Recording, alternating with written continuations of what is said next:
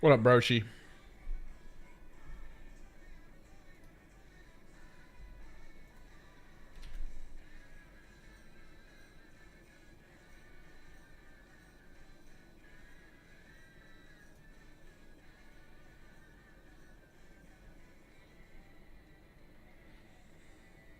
What up, Peacock?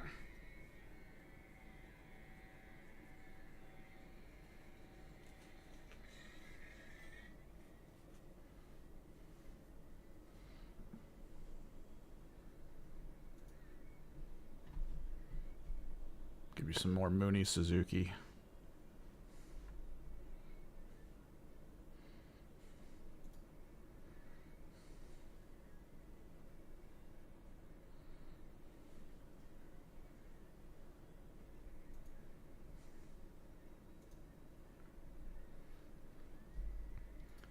Song is so fire. Still trying to figure out what to do about audio for people over on YouTube in terms of like songs. I have an idea. I'm not sure if it's gonna work though. Because what we used to do for the Spawncast is I always had a song that would play in the background when we weren't talking, and it was something I could actually insert into a scene. So I could technically make a, I guess, like a playlist of free to play music over on YouTube. And then just rock that out. Got some lo-fi gothic horror beats for today. Getting into the October spirit.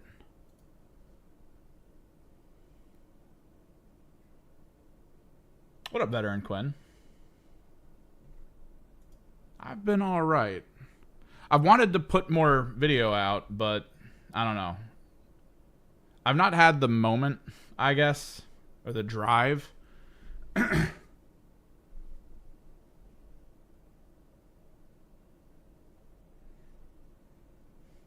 Wait, what?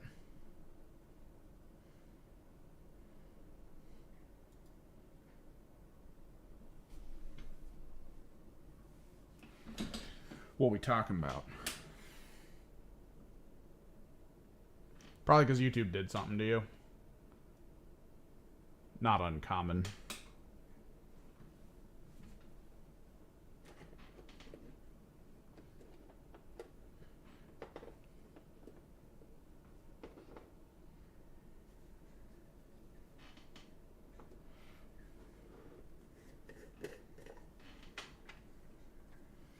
So we've got work to do.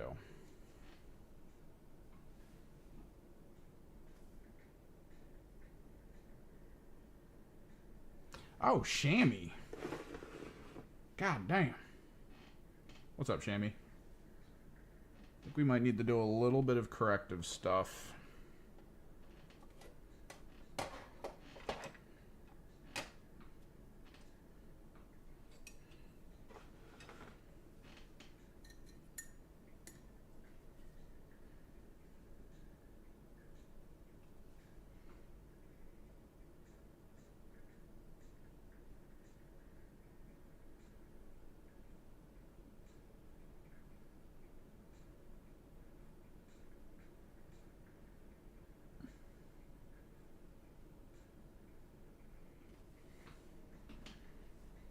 Crank this down a little bit.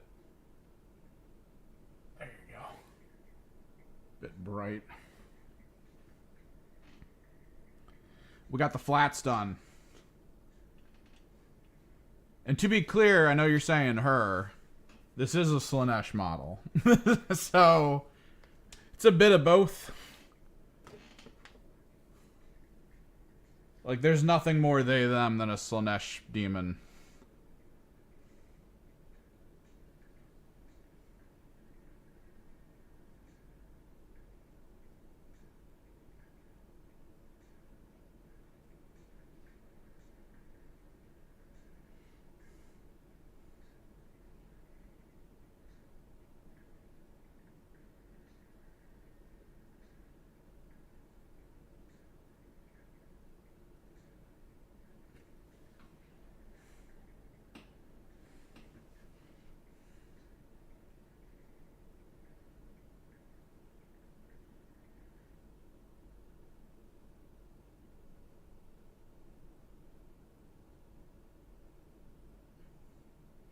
I mean, every Slaanesh demon in existence is literally built on the halfway marker. The 50-50. Female one side, male the other. For those who don't know.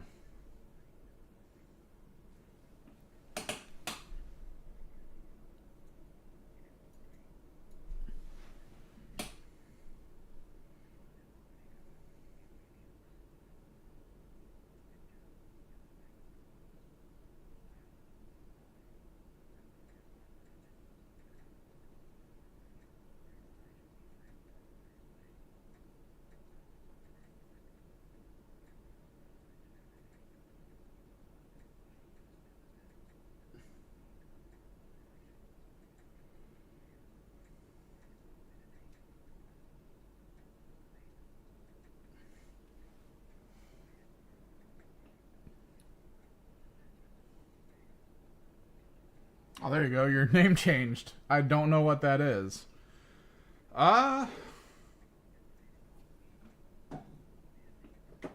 First place. This is what I bought with the earnings.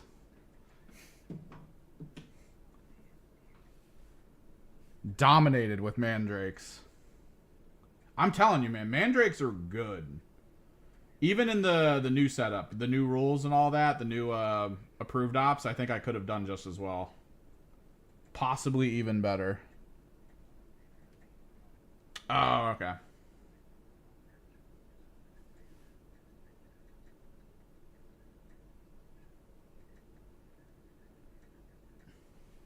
We're kind of doing fix-up spots. It was an 8-person tournament. It was a local. Half the people playing were new. The other half were kind of like getting into it a little bit. Technically, I was undefeated according to the way they track, but for my own personal knowledge and thinking on the subject, I won 3, lost 0, tied 1. So 3-0-1 was the end result. Some of the games were pretty close. Oh, thanks, Peacock. We're going to be getting a lot of things going here in a second. I just really want to get a little bit of the correctionary brown on it. Although I should probably just get right into the flesh. The flesh! It's the whole point. It's kind of the point of today. I need 2 brushes on hand. I need one for applying a shade and then one for drying a shade out. We're going to be playing around with Druchii Violet as a shade. And then we're also going to be playing around with Reikland Flesh Shade. And I know the point is you got to have a brush to apply. And then I'm going to go a soft bristle. Again, this was also one of the participation benefits for anyone that went. Was a set of brushes.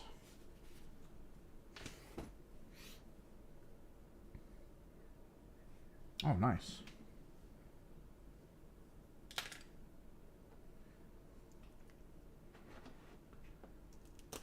So the goal here is to apply shader in places I think matters, and then to clean it up as we go.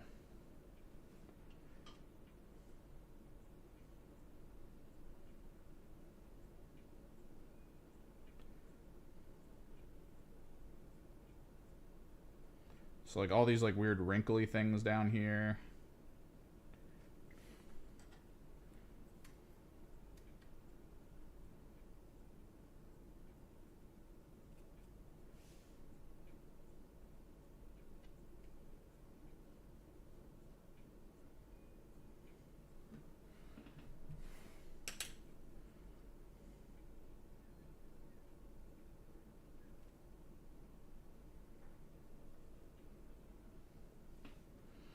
Because I kind of want a lot of these like weird little skin details to step out and be like very good visually.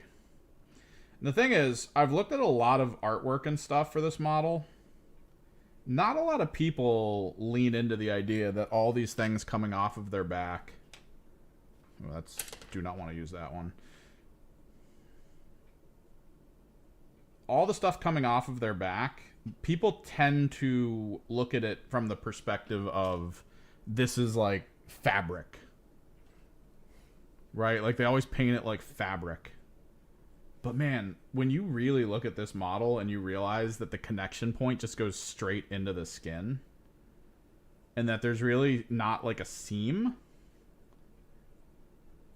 I don't know why people haven't leaned into the idea that this is straight up just like stretched flesh. I'm even thinking of busting out the Blood for the Blood God technical paint.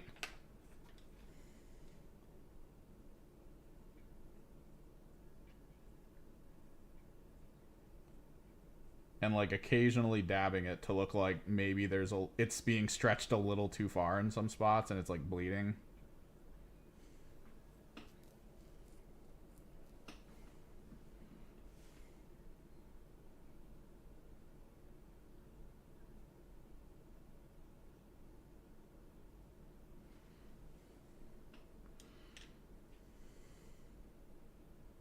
I think that could be pretty cool.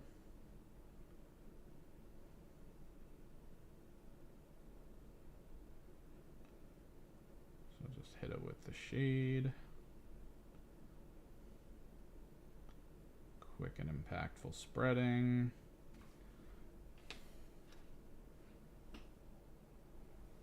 But what's everyone up to? We're not going to stream super late.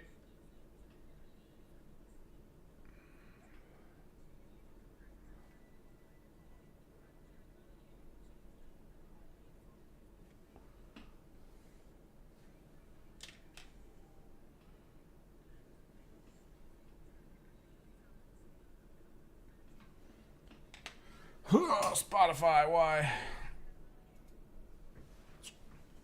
There's some good ones on this list, but I haven't quite listened to it yet.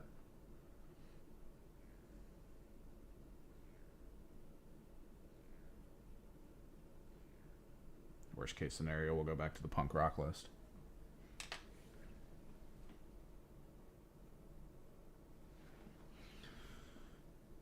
What are you planning on doing with Vizik? Which one was Vizik again, too? I gotta look at that.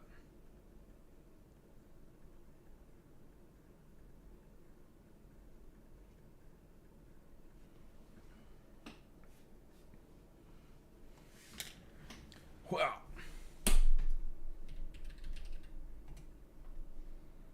Oh, it's the Rat God. That's right. What are you gonna do with that one?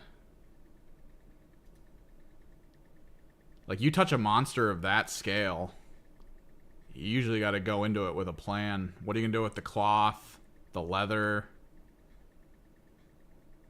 What style of horns you going for? Ooh, it's a lot.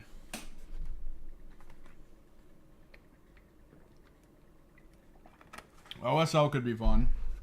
Definitely could be fun focusing on that. You going to try to under OSL them, or are you going to keep the focus? Are you going to try to do like a combo of it where you have like the low glow under OSL, like a little bit of like a lime green coming up from the world below it, followed by maybe some like power from that staff?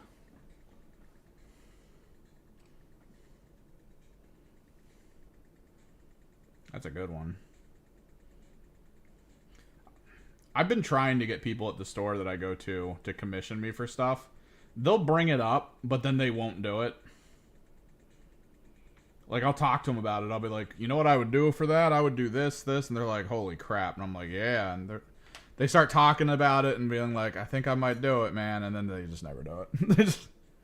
It's a little annoying, but I kind of get it. A lot of the people that go to the store that I'm at, they're very much a, it needs to look air quotes realistic, right? Like, it's got to have a little bit more grounding in it. Like, this isn't grounded at all. This is very, like, of the mind, very just, you know, dumping a lot of stuff in front of you and being like, check it out.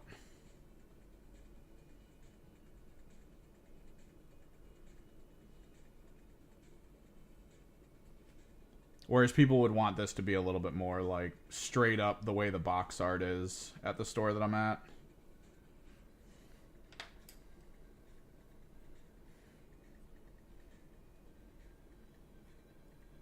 Nice.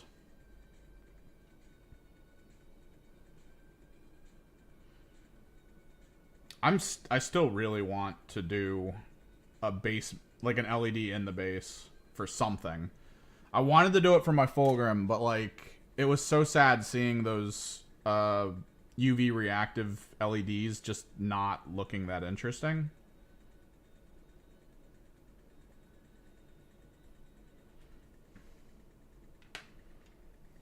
That was not good.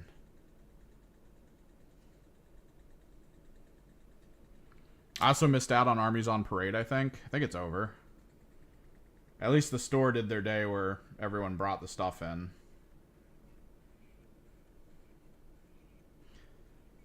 I played a game that day, though, and like half the people that were there, kind of with the armies they brought in, like walked over to my game I was playing and were like, holy crap, dude.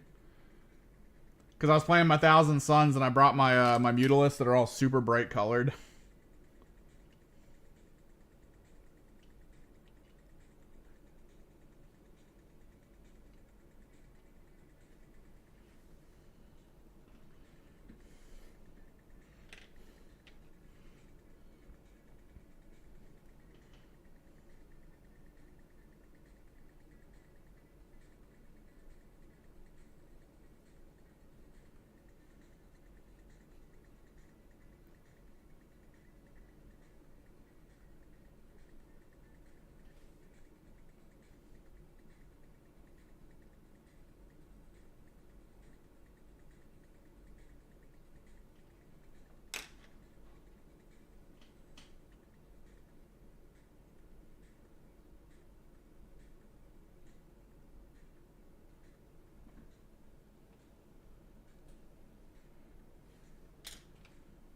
But that should be fun.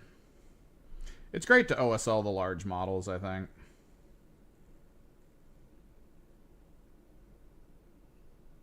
I just had one of the people at the store, though. They were talking to me about wanting to play Orcs. And they literally described to me exactly how I painted my GSC as how they want to paint their Orcs. Because they didn't want to paint their Orcs, like, seriously. They want them to be sort of battle ready, but with like minimal effort. They were like, oh, I really want to just, you know, airbrush a couple OSL style things and maybe go in and highlight them a color. I was like, oh, you mean like this?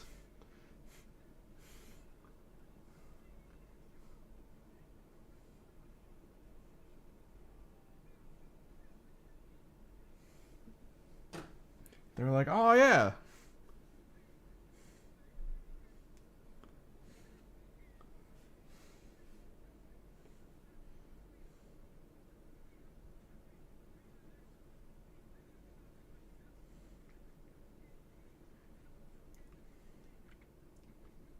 Straight up OSL focused. One of the best ways to get a new army together quickly.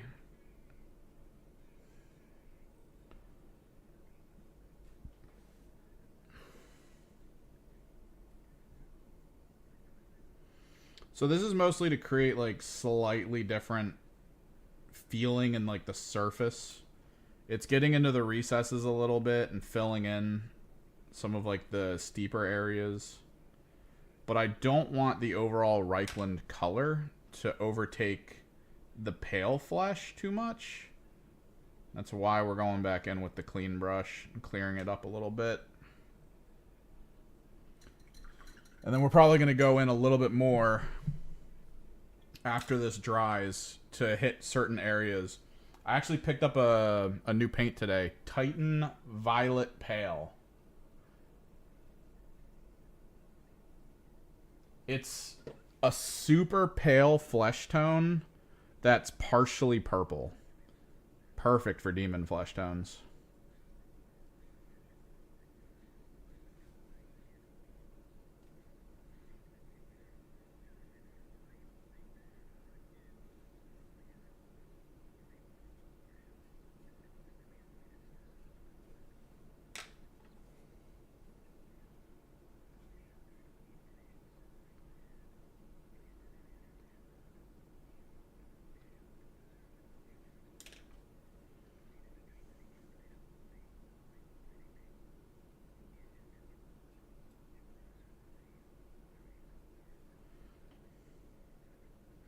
think we'll mostly Reichland the back. And then we're going to do more Druchii Violet on the main body.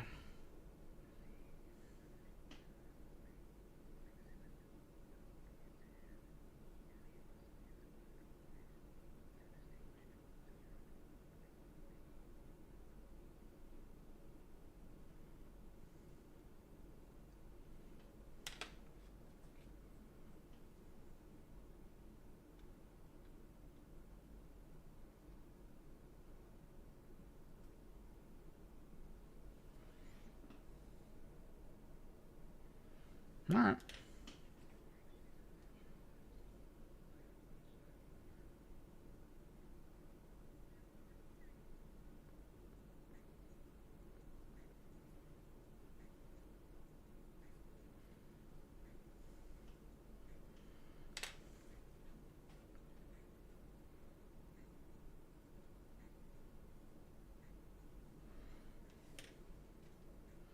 What you up to, Broshi? Still there? Doing anything fun? Is there a term for fan fiction written of people, but like in negative ways? Is that just still fan fiction? Because, dude, like, it's so weird sort of seeing a side of psychology built around, like, YouTube as a community.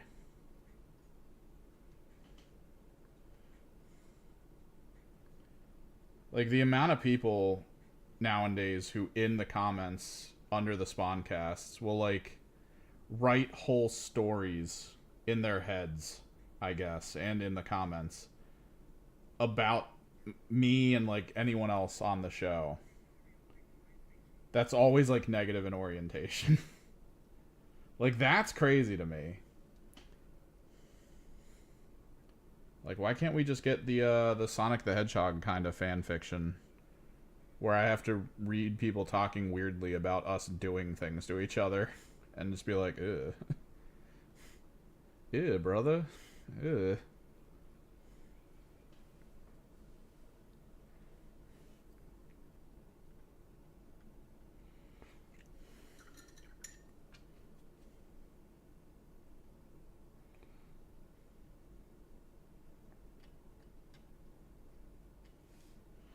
That's what I figured. Like, I was in the car thinking about this, and I was like, is it still called fan fiction?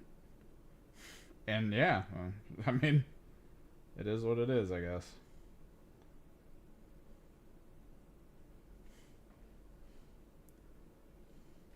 Because I love that I put effort in this last episode of the Spawncast to talk explicitly about why I was doing stuff, like why I wasn't playing Battlefield. And like, man, there's just like a small handful of people who are like, let me create the lore as to what he was actually saying. And it's like, dude, he's so weird. Thanks for the fan fiction though, bro. I guess.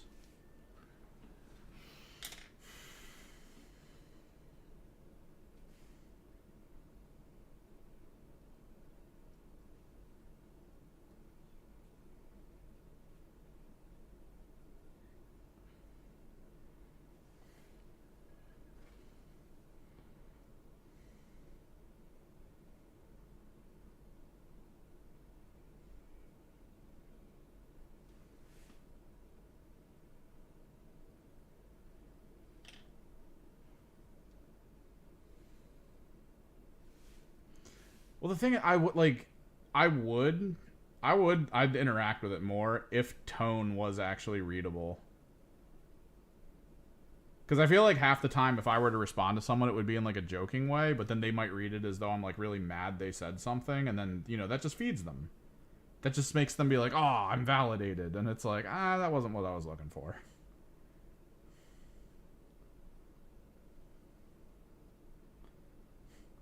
Definitely not trying to validate. More just trying to mock. But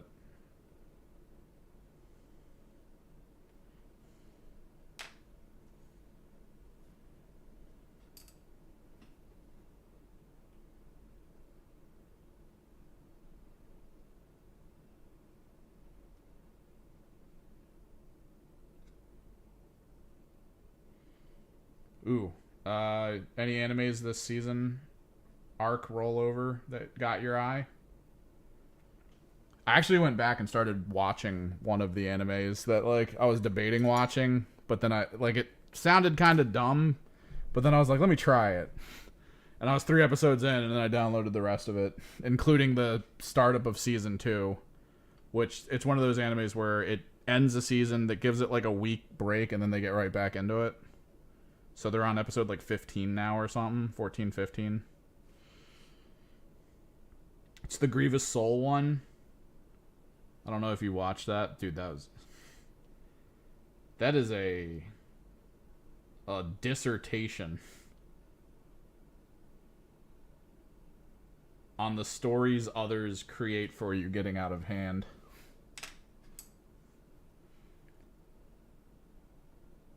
I mean, I can tell you the gist of it, because they basically go right into it, like right off the bat. So there's this guy who's not good at... It's a fantasy world, right? Full fantasy, no isekai, stuff like that. It's just full fantasy. It's kind of video game-ish. And there's this guy who runs a guild that's considered one of like the strongest guilds in the region. And everyone has like nicknames for him. They've sort of created his lore in their heads for like who he is, what he does, all that kind of stuff. They have nicknames for him. And the group that he works with is also like, they're well known too because they're really strong. The thing is, he's not strong. These were all his childhood friends, and they were all like brutally good at what they did. Like, they're some of the best like swordsmen, fighters, spellcasters, tanks. Like, they put all of their life and effort into becoming the best at it. And he didn't really want to do that. So like at one point in time he tried to quit, and then they made him their team leader. So he was like, I don't know. But basically what's been happening, like every single season and every arc so far, is some coincidence will occur. He'll say something like that doesn't really make any sense, but he doesn't give like full details of what he's asking and why, because he doesn't want to reveal that he screwed up. But then what he says equates to something else in a way where everyone's like, how did he know? He must see the future. All the rumors are true. God, he's the most powerful being ever.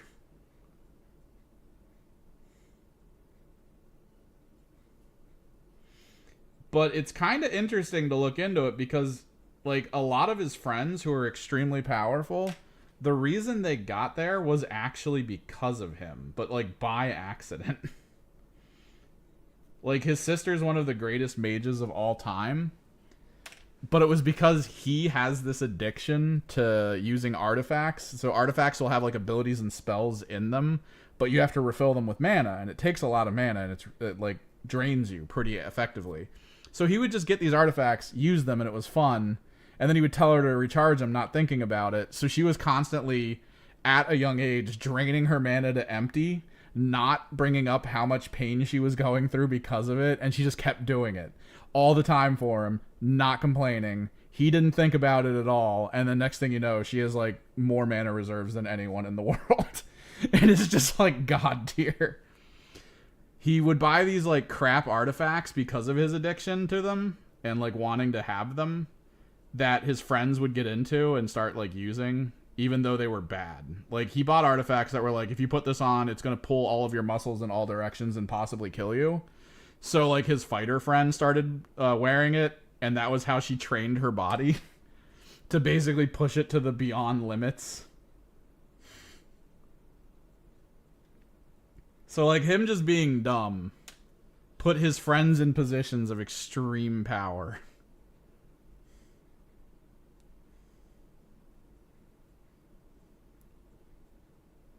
And even his friends, though, think he's strong. Like, this is the thing. His friends don't really, like, view him as weak. They view him as similar to them. It's funny. It's got a lot of comedy in it. And it's one of those really well written ones where like you'll watch like 5 episodes and it'll all make sense. What's up, Francois? Apparently, if you're wondering why maybe your name looks like that, YouTube, at least in my chat, I don't know, I guess is making everyone use their emails or something. I don't know what the hell happened. It wasn't this way 2 days ago. That's all I'm gonna say.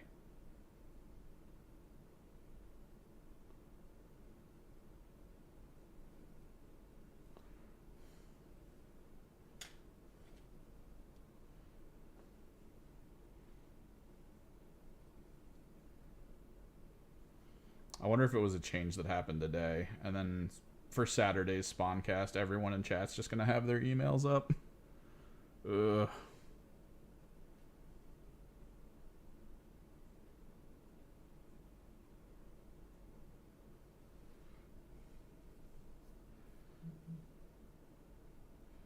Yeah, I'm guessing that's you, Broshi.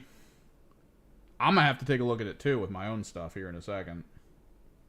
See if I can rectify that.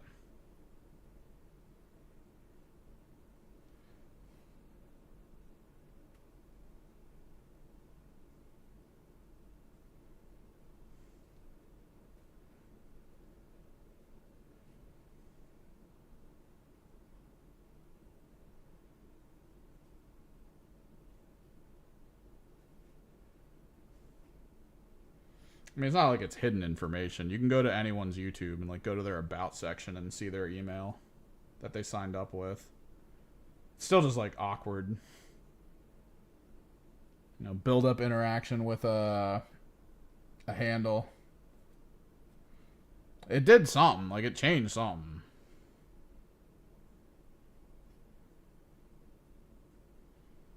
I've had 3 people pop up in YouTube chats so far that were like, this is not this is not the name I picked. This is peculiar.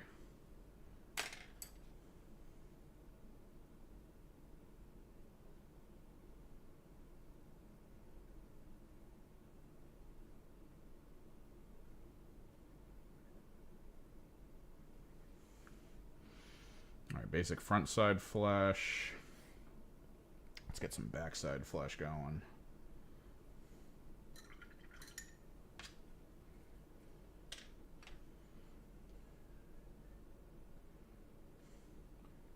A little bit on the tail.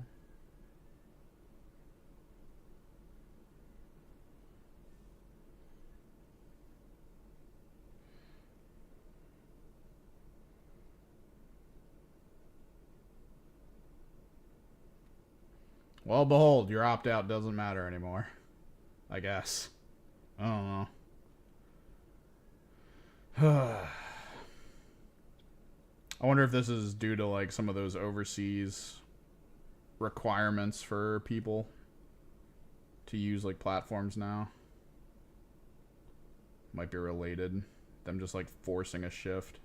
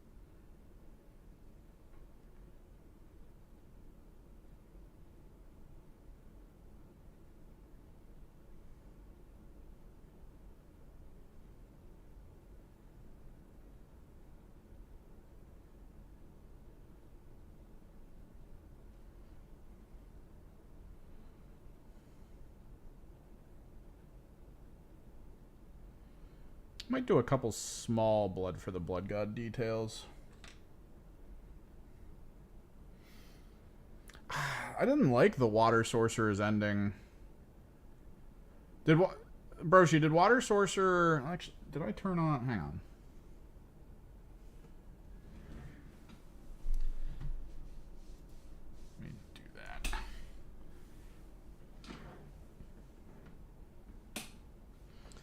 Did Water Sorcerer feel like it got like cheap near the end? Like they ran out of budget? Have you gotten to the end yet?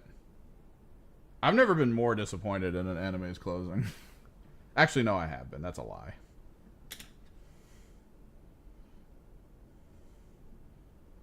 But to go from how visually appealing that anime was at like the first couple episodes to suddenly like having no budget for any of the fights, everyone's just like standing and like throwing really bad CG fireballs and stuff at each other. I was not excited about that. Like compare the early episode fights between the Oni and then the fight between the main character and the fire mage at the end. Like when the Oni and him were flying around the town blowing everything up, and then the fire mage and him were just standing still on a beach, just doing very basic spells at each other. I was so disappointed. I was starting to notice it like 3 episodes before the end that I was like, this feels a lot cheaper than it was. And then it became very apparent in that last episode. I still like the world. I'm just a little disappointed that they weren't able to hold out for the entire series. Oh, the assassin one though. I think it's Tuesdays that it drops. Did you see that one? Sadly an isekai, but I think they're doing okay with it. It has a little bit of that Tate no Yusha feel where the world kind of sucks, but the world's pretending it doesn't suck. But one of the people in the group that went there realized it sucks and is like actively working to maybe get around that fact. Yeah, the assassin reincarnation, I think. That opening fight that they showed off had a little bit of a feel of like, what was that? Eminence and Shadow.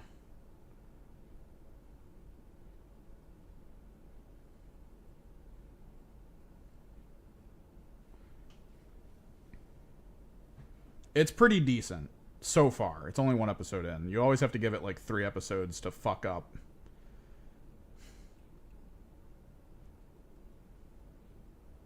Everyone can have a 1 episode good opening.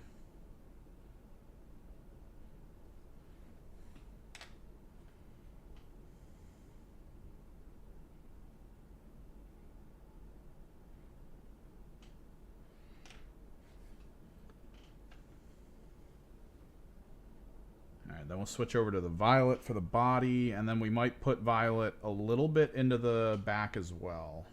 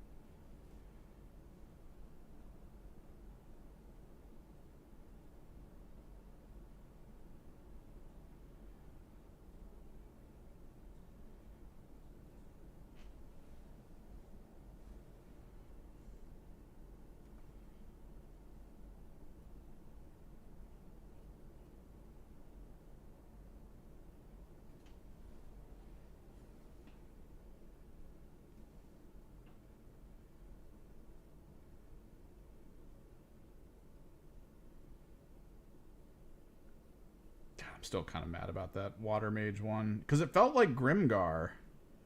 The whole intro to it felt so much like Grimgar. I started thinking about that. Then I saw people posting up like, dude, this feels like Grimgar. Just all over the place. It's like, oh man.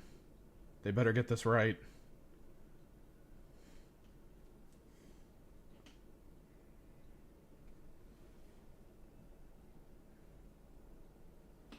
Jesus, why are you watching? Just watching Uma Musume. I mean, to each their own, but... Ugh.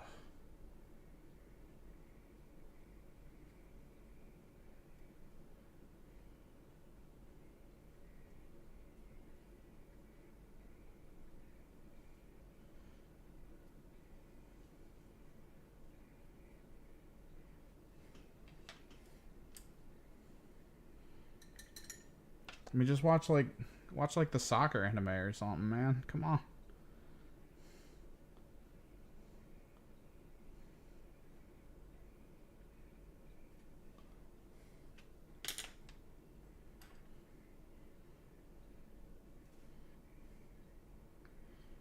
I did enjoy though that Uma Musume made it so that, you know, people on the cast, while they were talking about it for a little bit there, had to struggle through the pronunciations.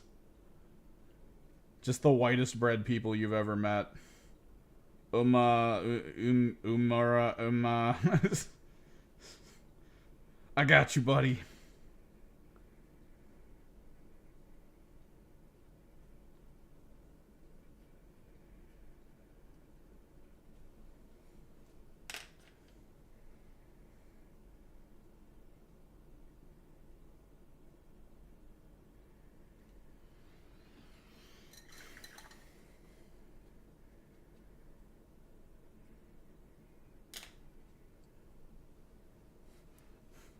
Because it is really like a very English thing to see that word and try to pronounce it as like a single flow, as opposed to an impact of multiple beats of small collections of letters.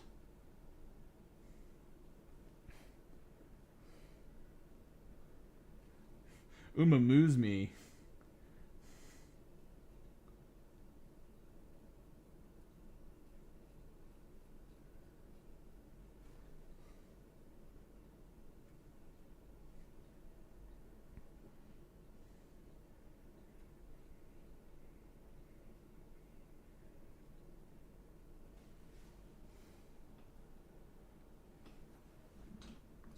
Rest of these fins done. I'm definitely gonna have to go back over it with some So Flat. That was already the plan anyway.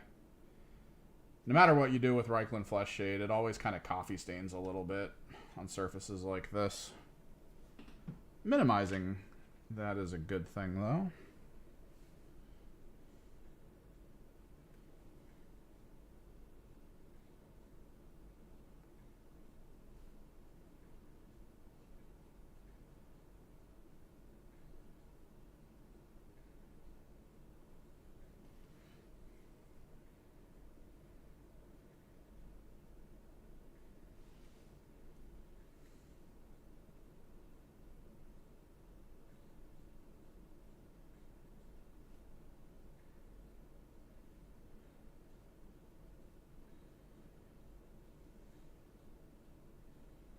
I guess we're getting another season of Jobless Reincarnation.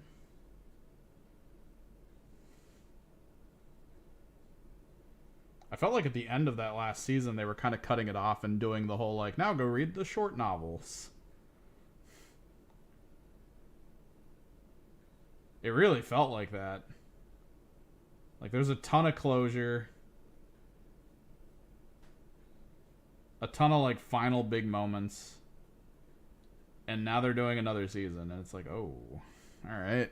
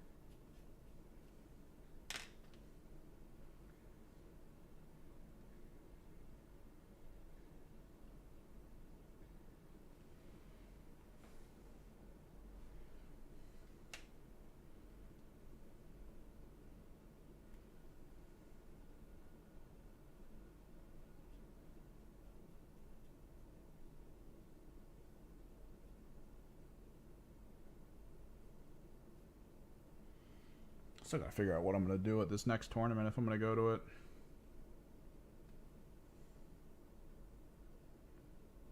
We did narrow it down to a small number of teams.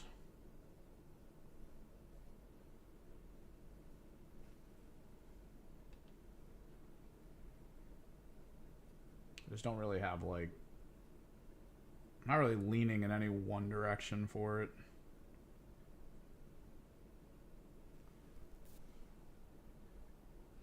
Supposedly early next month. Most of that should be dry.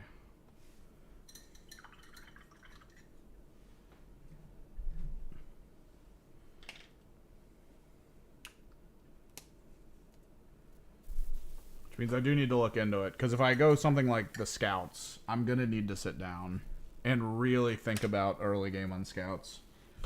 Since the entire premise of Scouts is controlling the first 2 turns as best you can.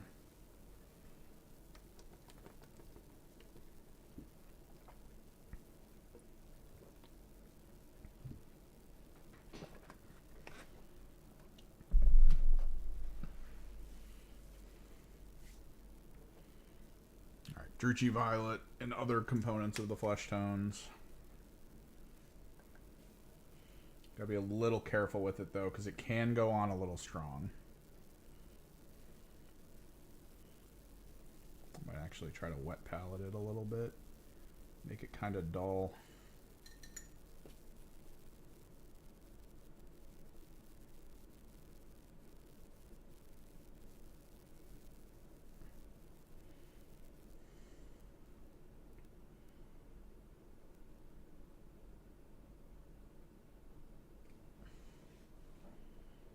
Definitely gives the hands the detail I'm looking for. Just a little bit extra.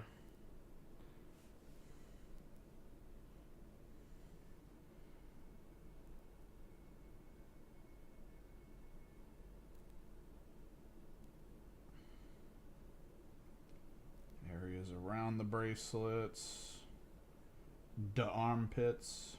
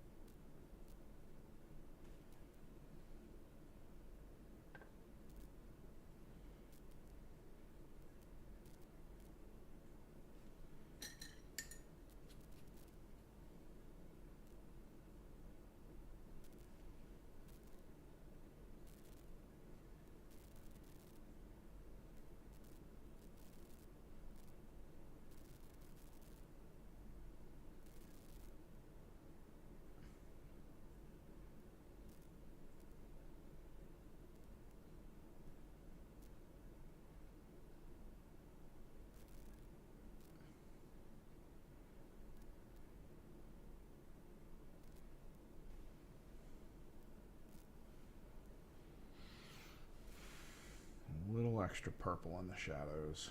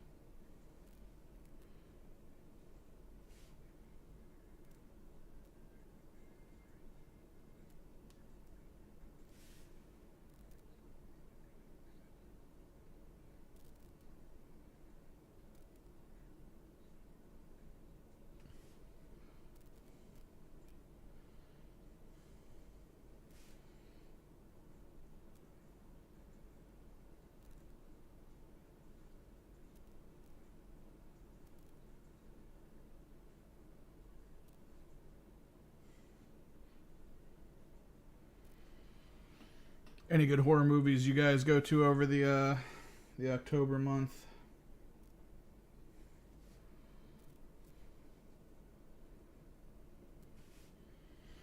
I feel like I mostly just watch like those quote unquote documentary style things of just like I was haunted. 'Cause sometimes it's funny. Sometimes they're written really well, but then sometimes it's like the worst acting ever, and it's great. It's just like watching a bunch of little B movies in tiny little half-hour increments.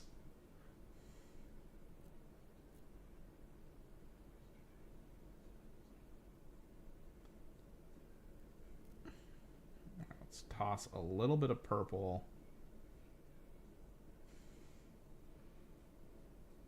into the back flesh shade to try to like gradiate it.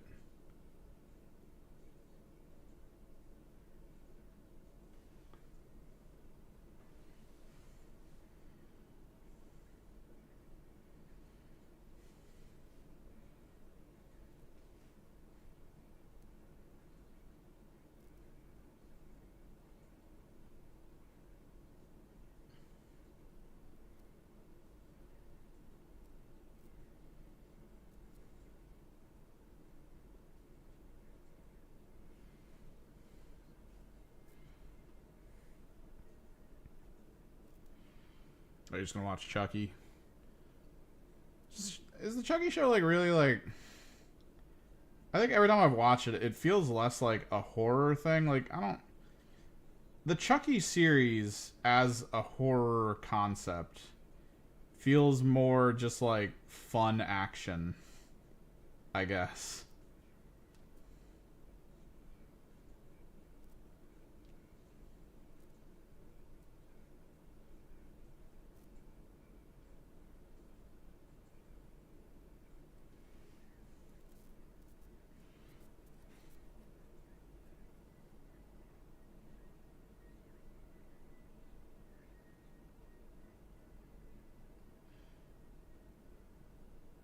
Last week marathon. Oh yeah, okay.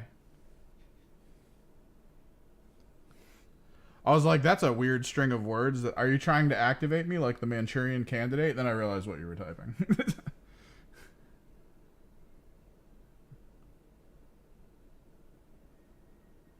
Marathon. Okay. All right.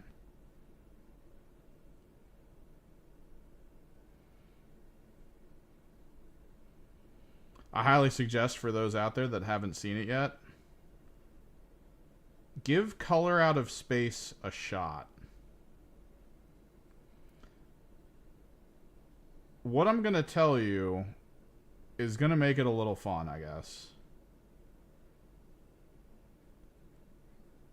So, Nicolas Cage is in that. And the way he acts in it, the more like the horror kicks in. Like the further into the realm of eldritch horror you go, the more he goes from acting like the character he was told to play to acting like Nick Cage. Like I feel like that was the direction they gave him, was just like, all right, start doing more like what Nick Cage would do. Like be the memes behind Nick Cage now. So like that was kind of fun.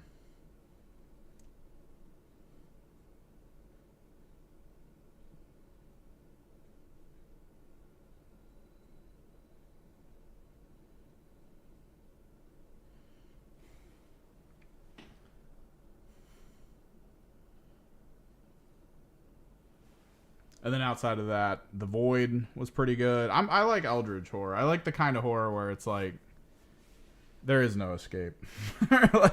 like you're dealing with sentience beyond your recognition. You just don't have the full capacity. It's not like, oh, we found the book, we get to go free. Nah, bro. This thing is beyond anything you could possibly imagine. You're going to die kind of situations.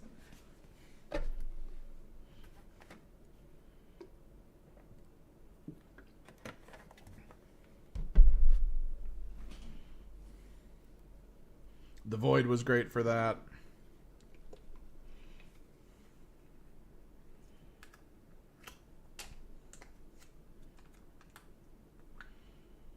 If you want to combine Christmas and horror, I think the people that made The Void, they made this other movie.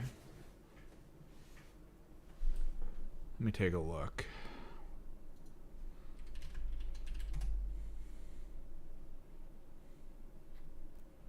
I think it was them.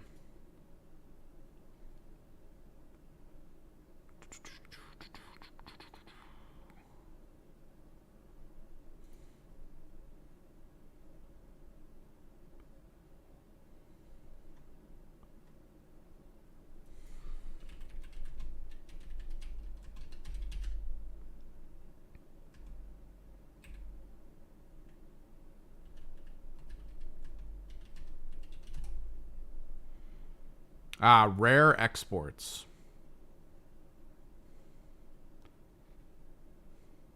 That was a good one.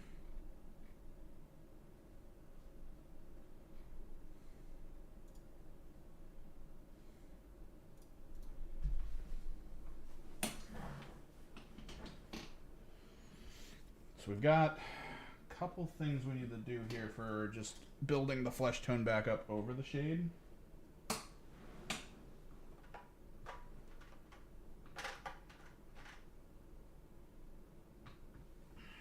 Flayed one, Kislev. Probably should have bought the Mars Pale So Flat that I was staring at the store today. I went with Violet instead because I thought it would be fine.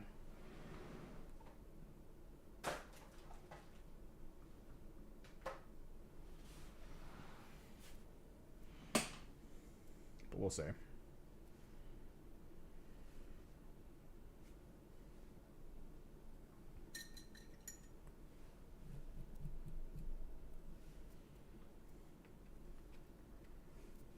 Let's get a little glazing medium down. So Flat is very thick, so glazing medium really helps to try to blend it out. The thickness.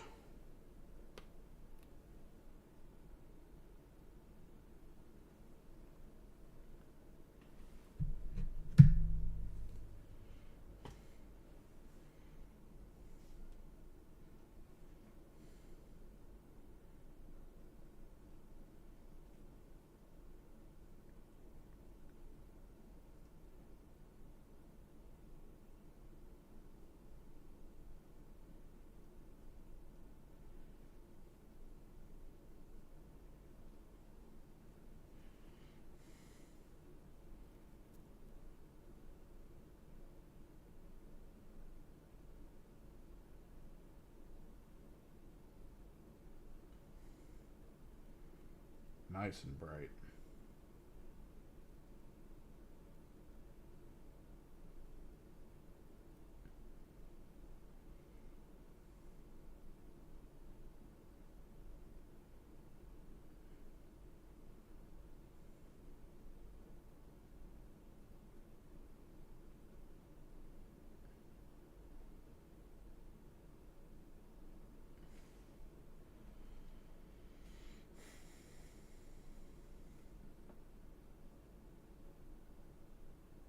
Some spots we'll just do a little bit of it as like a texture near the top part.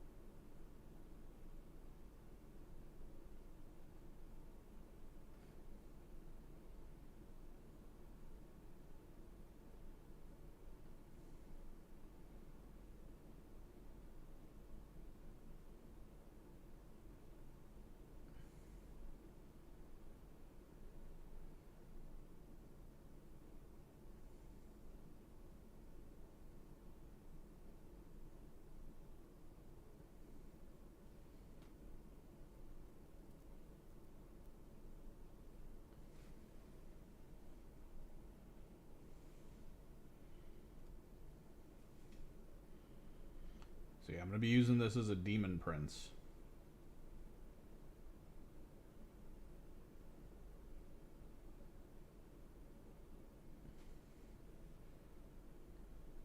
That's why the base is circular instead of oval.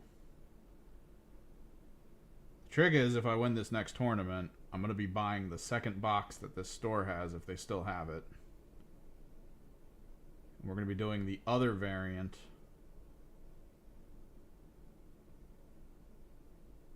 Sinessa. Or Sinessa, or whatever the hell the pronunciation is for this monstrosity. And that's going to replace the one Torn of the Redeemed that I use as another Demon Prince for this army. Because then I'll have Sigvald with wings as a conversion. And then Dexessa and Sinessa running alongside him as my Emperor's Children Demon Princes. Which, that's just so baller. The idea...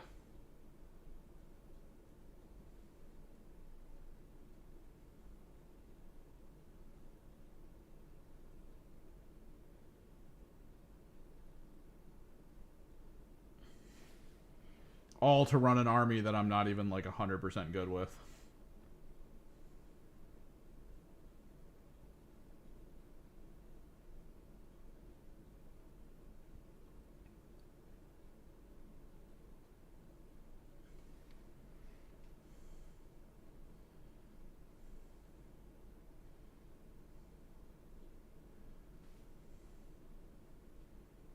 Alright, we'll give it a little bit of a fade from this violet.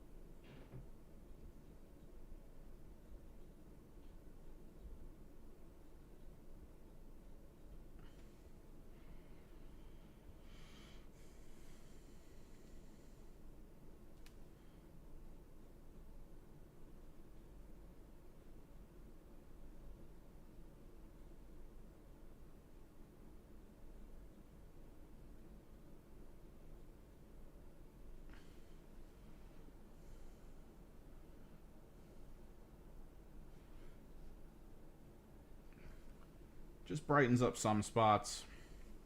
And it's good because it's not pure white. Because pure white always causes a little bit of like visual problem.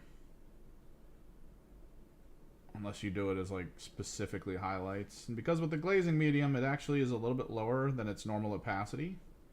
So you can kind of go back in and just sort of hit some spots here and there.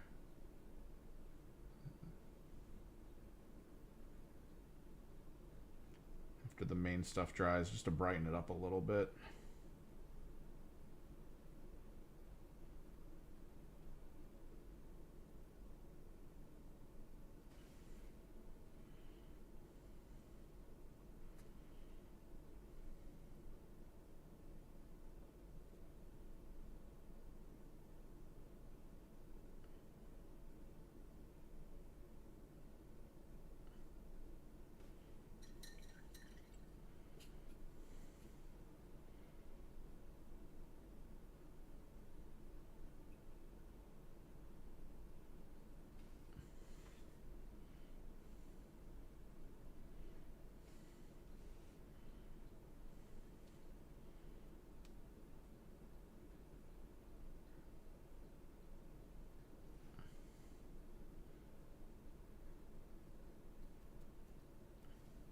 What's good is the underpaint that we applied, the pale blue and then the pale magenta and the pale purple, still plays in. Like you can still kind of feel it. I don't know if the camera picks it up well.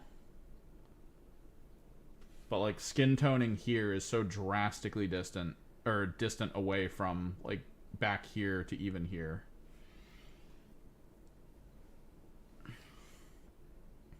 That's why it's good to, when you're using flesh tones, sort of figure out a color that's going to go behind it.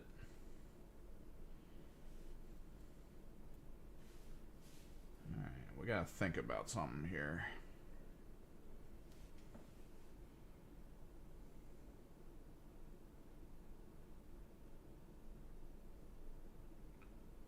Go over a little bit with the glaze. The assumption, though, is we're going to adjust to, like, Kislev.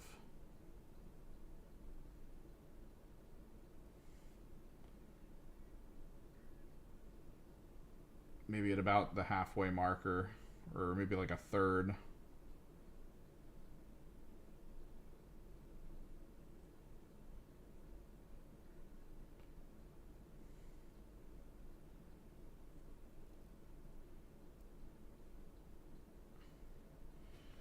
But with the violet glaze, we're going to pull back some of the coffee staining. What's up, cool guy? Things are going well today.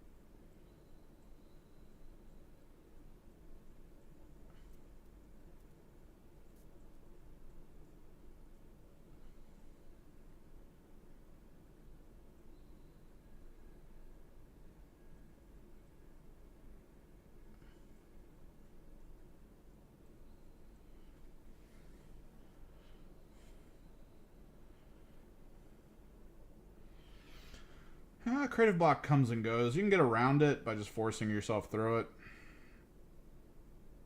Adjusting the kind of project you're working on can also help.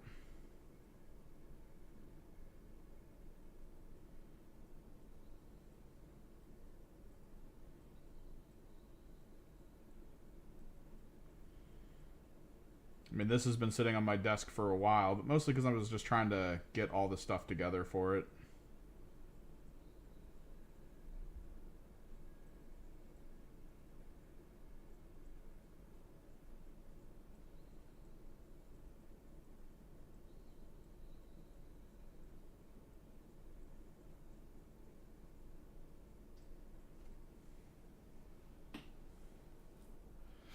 We are painting Dexessa, but being used as a demon prince for the Emperor's Children. I have decided, based on all the artwork I've looked at of this model, that not a lot of people lean into doing the back fan as flesh. They tend to do it as fabric. But the way the model is designed, it's very easily readable as flesh. So I thought that kind of leaned into the Slaanesh concept a little more. Body modification, the whole concept of pleasure and pain unified. The whole Cenobite concept.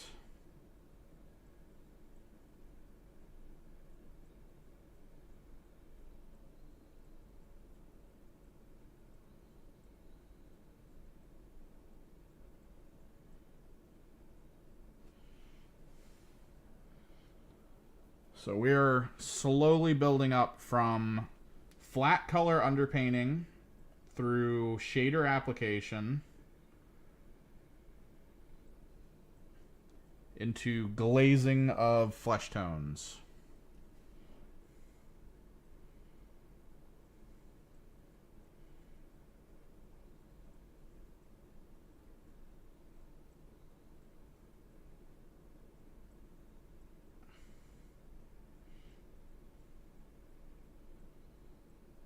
Because this skin toning is pretty key for me.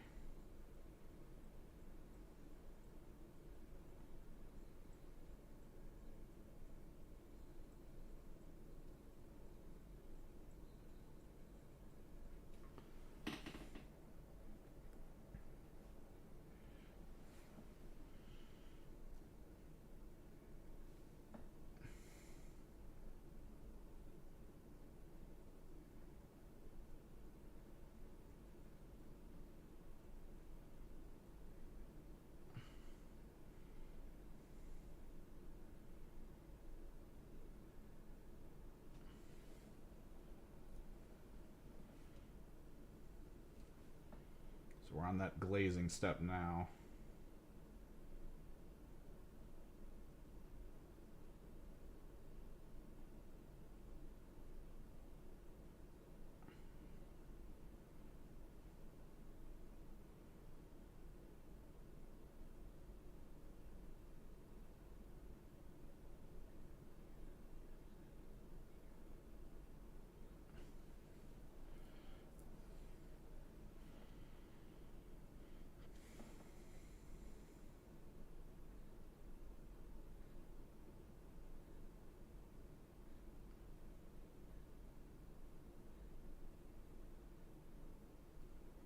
Looking back, I probably should have held on to that money. I mean, this is a cool idea and all, but like, My Emperor's Children are sort of that afterthought of something to play. I should really be hyper focusing in on my Thousand Suns, even though Thousand Suns got nerfed into oblivion pretty consistently.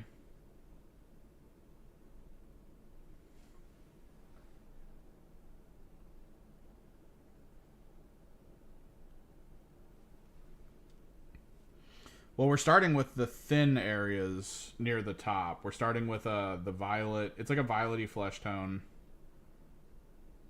near the outer reaches of the stretched skin. And then we're going to probably swap to a little bit more like standard flesh tone further in.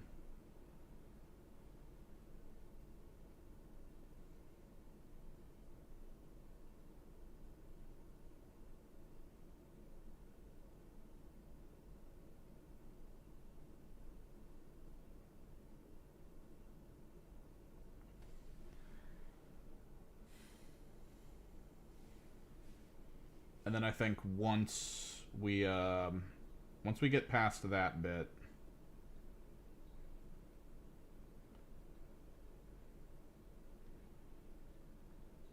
I'm probably gonna find a couple spots to really get in and like utilize the technical blood paint to make it look like there's rips and tears in it. So, like, there'd be, like, a little pool of it coming up, like, here and then dripping down a little bit.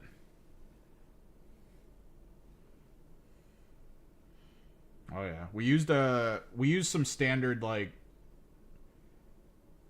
I guess, professional painting methods to try to get the skin tone to look right.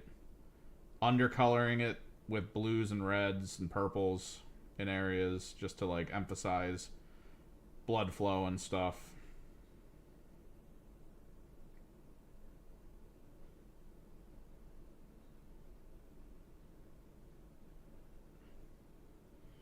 Now we're just trying to reassess with a little bit of flat work. Well, glazing work, rather. Not completely getting rid of the underpainting, but sort of re-emphasizing what the area should be colored like.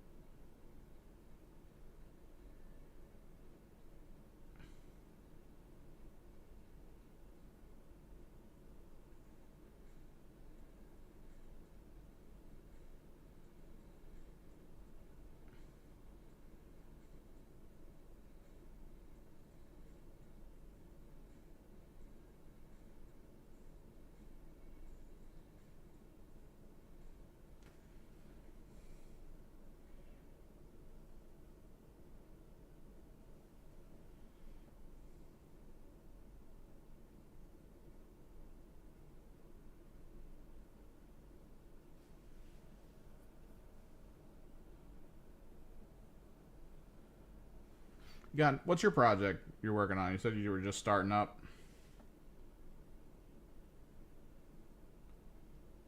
The next thing we're going to try to look for is raptors. I want to get the raptor kill team.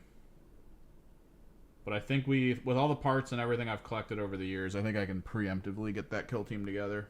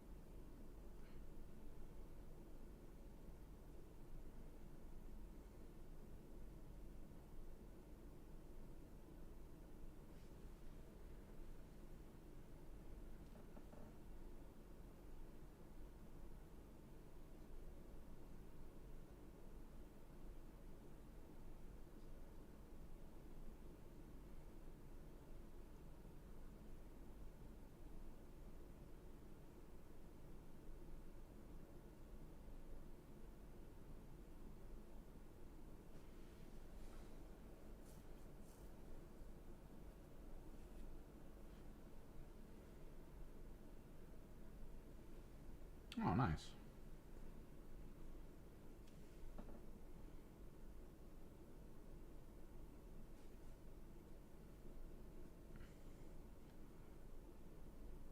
Kind of sucked that Split Second didn't really, like, thrive.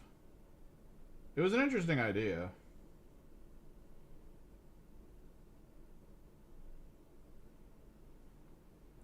The whole, like, comboing, doing cool stuff, allowing you to then sort of trigger powers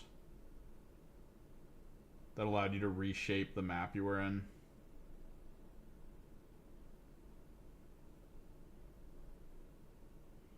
Because it never felt super bad. Like, it never felt like blue shelling.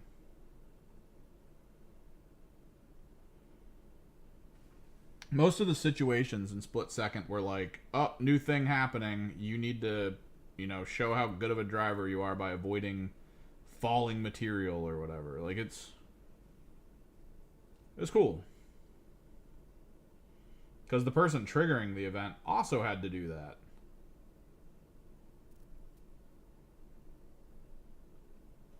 It wasn't like they were getting out scot-free. But just the idea that some of the maps, you build up enough combo, you completely change the path. Like, you'll blow out an area of the like, raceway, and now everyone's racing in an underground parking lot kind of situation. Like, it's really cool.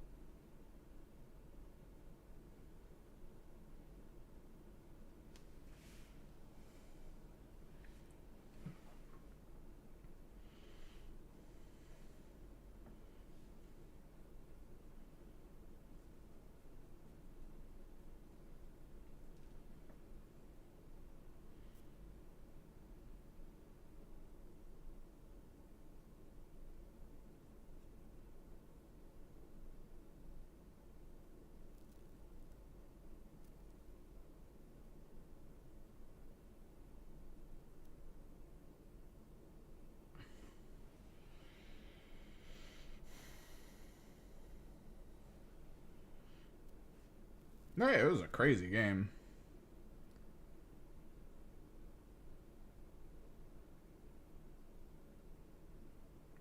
It used to push the old, I think PlayStation, was it at the time? The PS3? It used to push it pretty hard.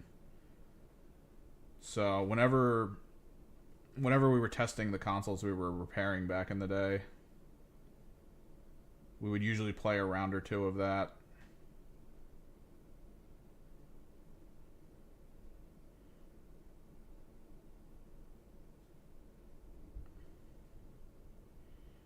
Because enhanced physics kind of came out during that whole like arc of games, like that whole generation.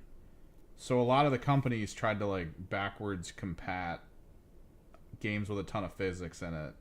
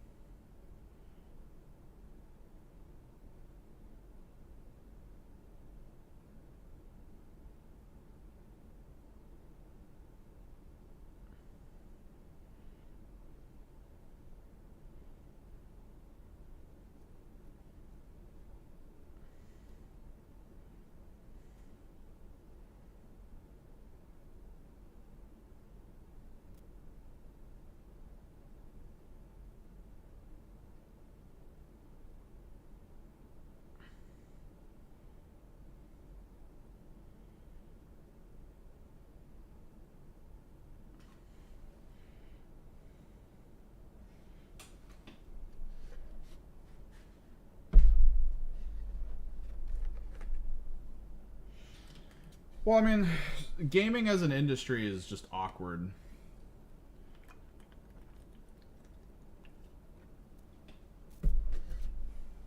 Considering what I do with the other channels that I work with, and it's all like video game oriented, the amount of times we've done podcast talks where it's like, man, there's no fixed camera horror games anymore, and then I get mad enough when someone says that I sit there and I start listing off the hundreds of fixed horror games that are out like right now that just aren't Resident Evil, Silent Hill, Siren. Like they're not the horror games that they grew up with, but they're still out there and they do really well. And they have some pretty good stories and like they achieve great things with the newer technology that's out there. And that mindset is just permeating video games, which is why Split Second doesn't get interest. Oh, it's not Forza. It's like, God damn it, try it. Don't let this go to waste. Nah, I'd rather wait for Forza. It's like, alright, cool. Don't complain that there's no racing games coming out.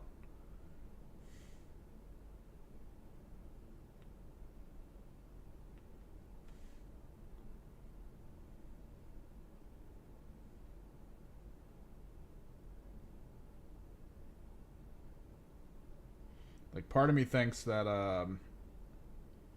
Crash Team Racing might have sold better than Mod Nation Racers when it got re-released.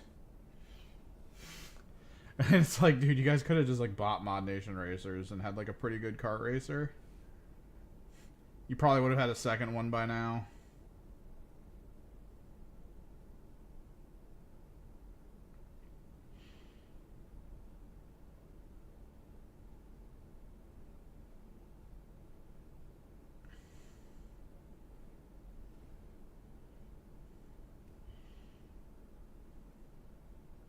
But there's a psychology to it that I think a lot of companies are like really scared of right now.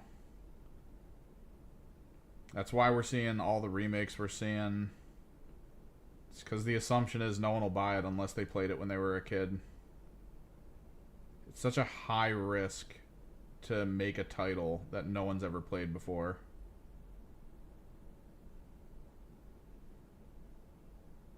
That's why they leave it for the indies.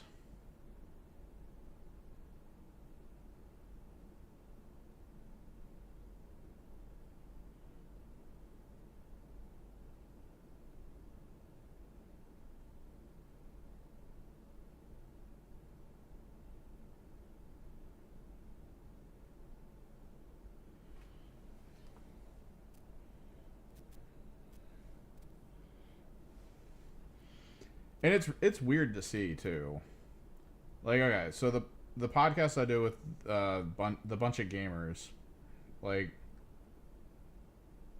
they'll talk in like odd terms about why people should be interested in games. Like, there'd be games that come out that are single player when I'm looking for multiplayer, but the game will sell like 1 million in a week. And they'll talk to me. They'll be like, "Did you buy it?" I'll be like, "No." They'll be like, "But it sold 1 million in a week." And I'm like, "Why does that matter to me?" And they're like, "Oh, it's the old game. It came back. It sold 1 million a week. Why didn't you buy it?" And then I'll sit there and I'll be like, "Did you play Valheim? That sold 3 million in a week on one platform. I mean, if that's the metric, if it's how many millions it sold in a week should determine whether or not we've all played it. I played Valheim. Did any of you? No. It's like, goddamn, bros. Figure it out."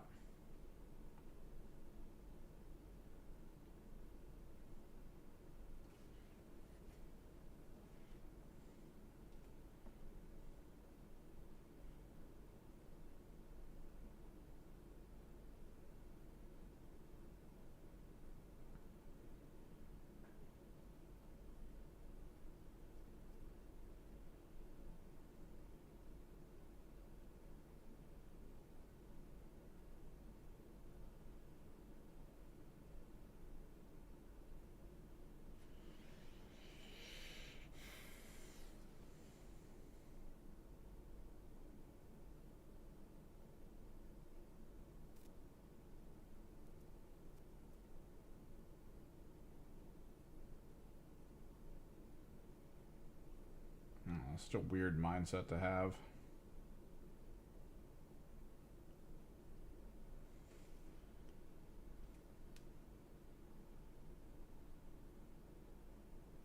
Like, all I'm gonna say is playing Mario Galaxy again isn't gonna stop you from having to pay taxes.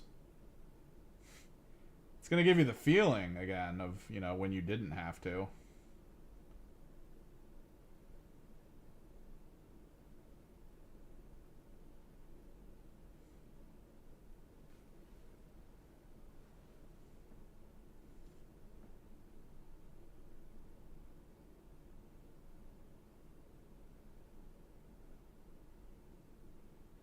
That's not gonna change anything else.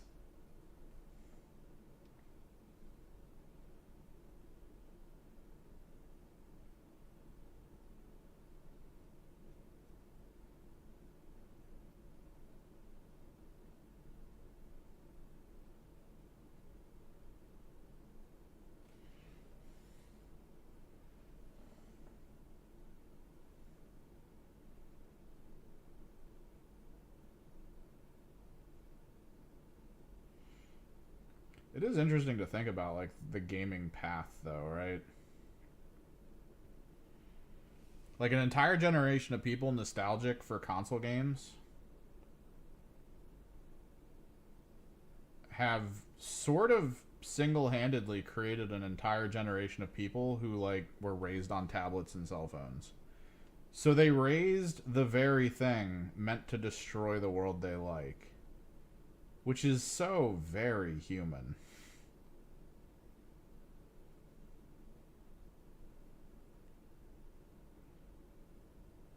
Just building the next generation to destroy you, right?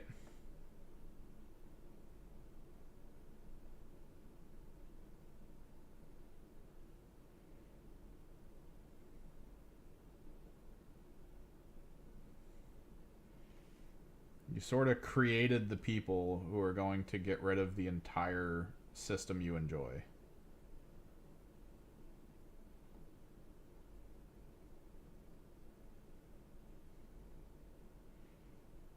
Like, the same people who tell me they hate microtransaction games and think they should go away were the same people who made their kids play microtransaction games to keep them from complaining when they're out shopping for food and stuff. And it's like, you did this.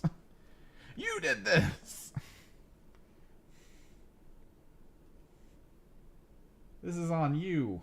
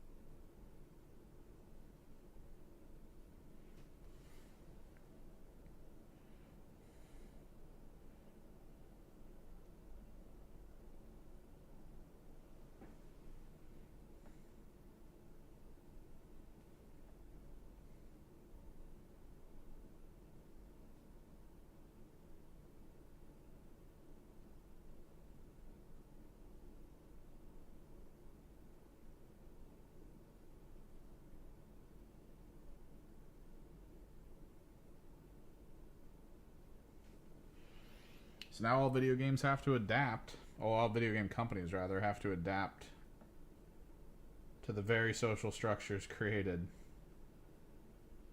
in preparation for the next, like, 20 years.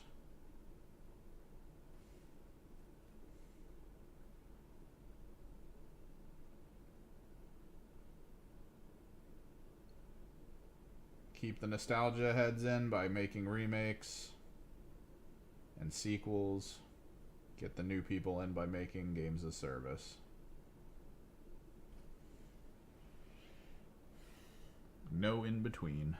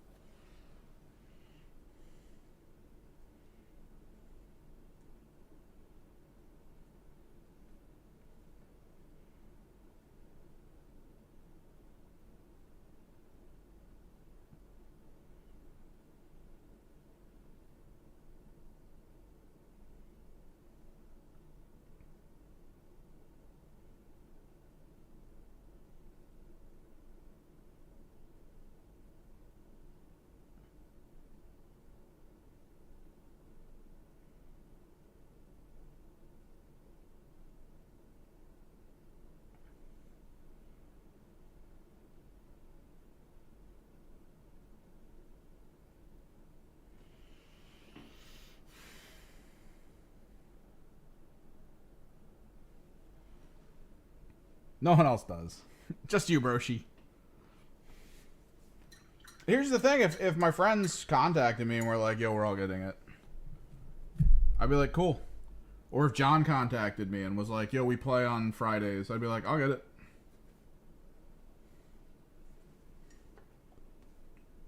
But if I'm about to buy a game and not a single fucker is going to be like, yo, hop in with us, what am I buying that game for? Like, it's just going to be me. Just doing dumb stuff. Like, when I hang out at my friend's house and we do our tabletop nights, we'll go into our memories, right? Like, we have our moments of like, yo, you remember this time back in World of Warcraft when we did this thing? And we'll be like, oh, that was crazy and awesome. Currently mixing paints, if you guys are hearing a crazy weird vibration noise. And that's what I love about games. The camaraderie that comes out of it, the shared stories, it's fantastic. But if I'm going to play like 100 hours of Battlefield 6 and then like go to my friend's house and be like, yo, that was crazy when I captured that flag. He's like, I have no clue what you're talking about. It's like, why am I doing this?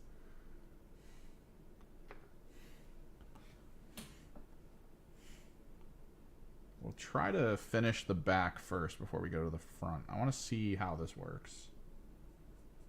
Gotta get a little bit of glaze medium.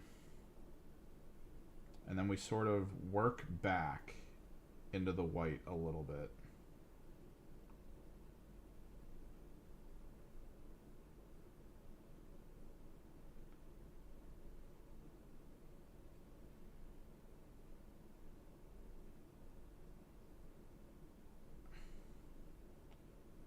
Because we're either doing it with this or I will grab the Titan buff. I think I might grab the Titan buff.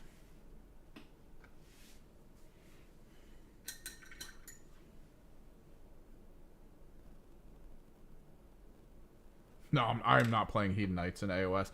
I love the Hedonite concept. My buddy plays Hedonites.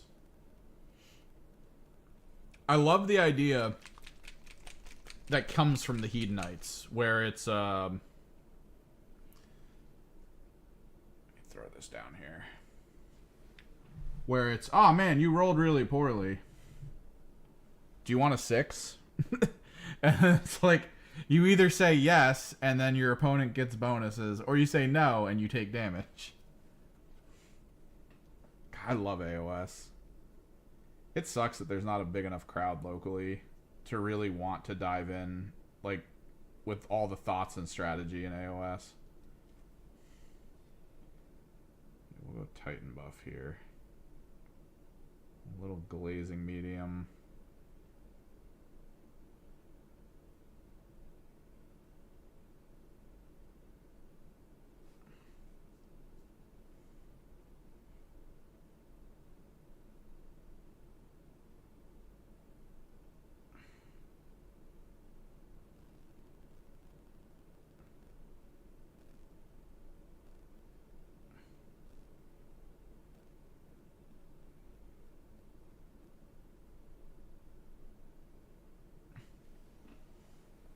A little bit lighter.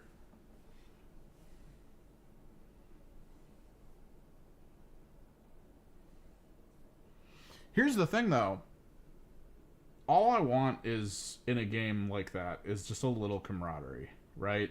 I play Hell Let Loose. And 90% of the games I've been playing in Hell Let Loose, I mean, there's bugs right now with it. It's having connection issues. It's a whole thing. They can't patch that game without breaking it, so it kind of sucks a little bit. But I play Hell Let Loose, and like every game I've played so far, like in the past couple weeks, everyone talks. Everyone makes calls. Everyone talks strategy. Like, it feels like people coming together to figure out a way to win. Whereas Battlefield is just no one talking until the end, where half the team is going to blame the other half of the team for the loss, if it's a loss. That's insane to me.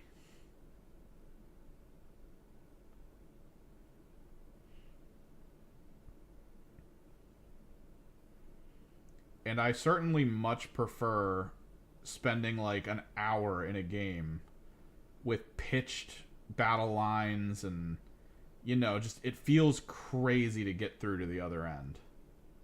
And if you get there and you win, that dopamine hit is so good.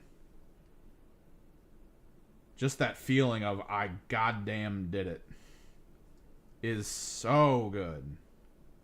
Versus just like a 20-minute or 30-minute Battlefield game where like it doesn't feel like anything you did until the very end mattered. As long as you like check the scoreboard and you're in a positive KD, you're like, oh, I did okay. It doesn't feel as good.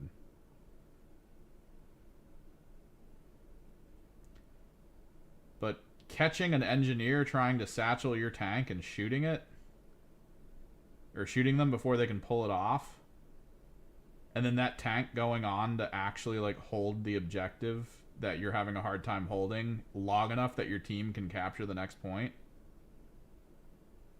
Like, just in unison, it all feels really good.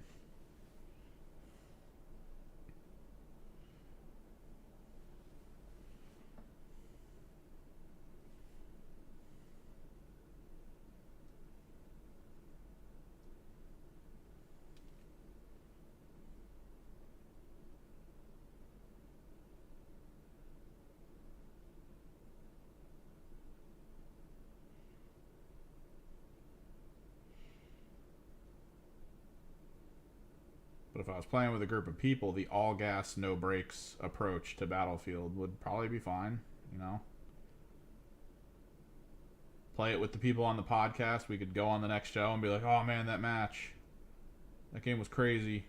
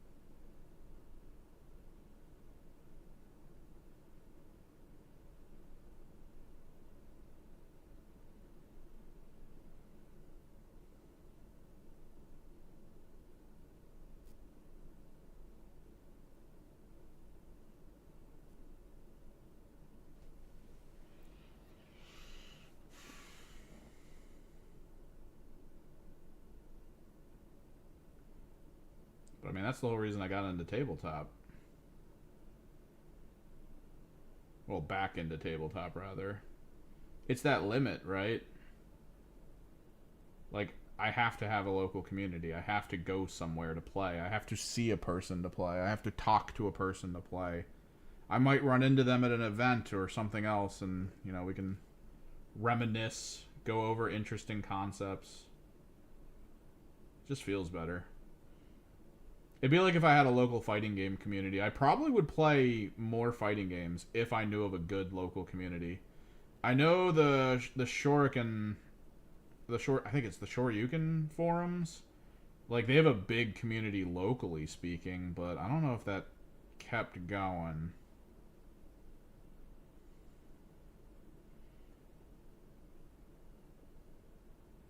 I haven't really looked into it in a while, because I love fighting games.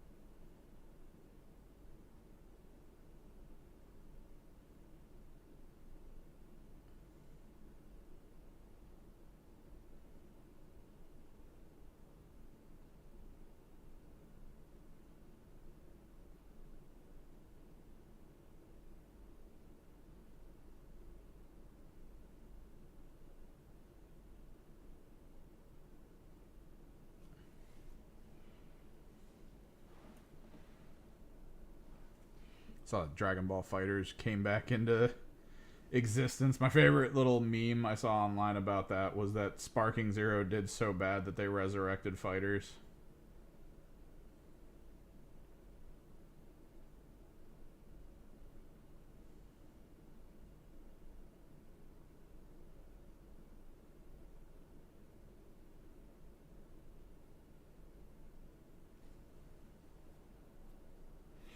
Was never into Mortal Kombat, like not heavily at least. So there's a mechanic in fighters that I don't like, and Tekken does it a lot, and Mortal Kombat does it a lot. But it's that idea where if like you throw a punch in the game, and the punch ends here, but the hurt box is actually much longer than it, so it actually like connects. So you have like those weird moments when I played like the old Mortal Kombat games where you would do like the combo punches, and the person in front of you would be getting hit without actually being in the punch hitbox. Like it kind of like weirds me out. I mean, mechanically speaking, it's a choice, it's a decision that the company can make to, you know, go that route. But when I see it, if I see it enough, it feels weird. And Tekken does this a lot. I've actually seen people who play Tekken pretty heavily get annoyed in tournament settings when they see like a character they don't normally like play against, and then they get hit by a move that player has without it like connecting, and then them being like, "Oh, I thought it wasn't that long range of a connection for the hit," and they get really annoyed at not knowing that. And it's like, I'd be annoyed at that too if, visually speaking, the game didn't show that it was going to go that far. And then all of a sudden, out of nowhere, it was like, by the way, you're actually hit. Oh, now we gotta do this side. So it's like kind of like this. But we gotta brighten up this side.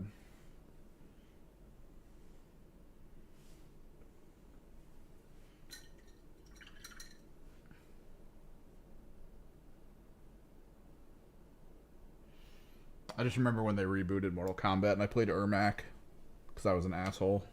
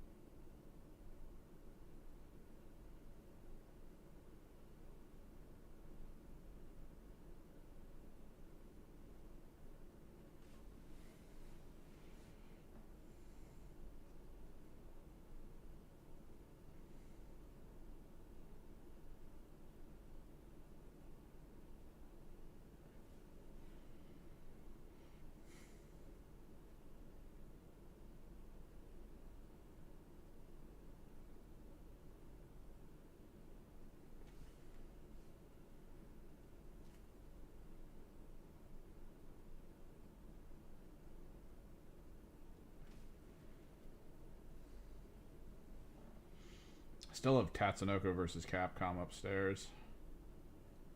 That was one of the best sleeper fighters.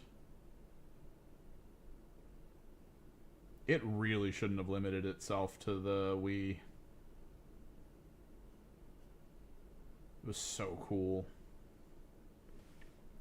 Getting to use like Kashurn, Tekkaman Blade.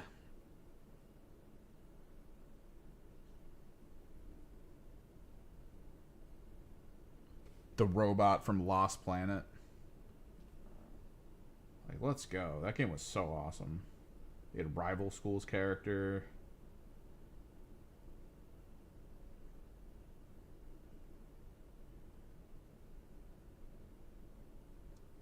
They had Karas, which, like, that anime was really getting pushed as, like, peak anime for a while there.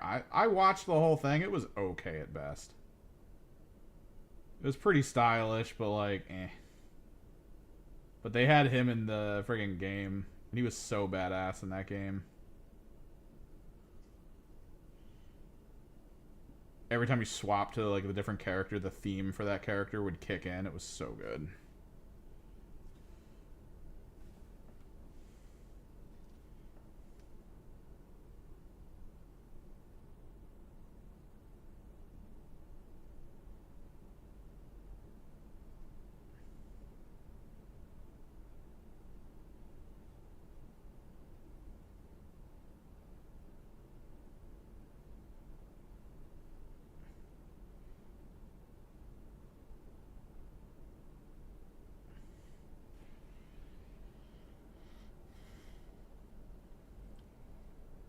It is super fun, cool guy.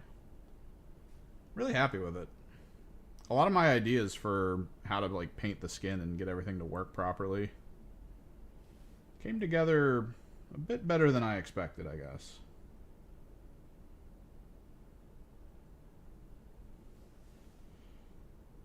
What time is it? 8:42. Man, hopefully we can get this back fin done.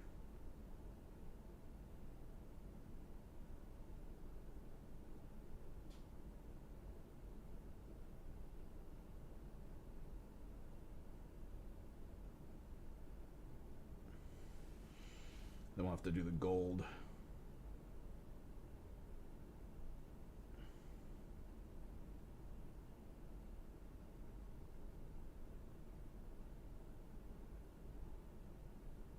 Gold will probably be tomorrow.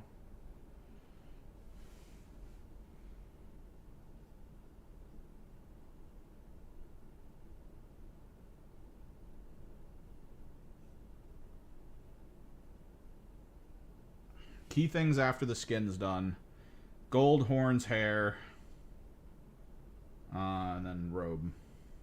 Which robe's probably going to take the second longest amount of time. We might focus on robe. Gold should take it, because gold is all this like crappy detail that we flatted out. It's just all over the place. Once we get into the rhythm of working on the gold, it shouldn't be that bad, just because it's like 5 colors that kind of get stacked up. Alright, cool guy. Good luck on the project.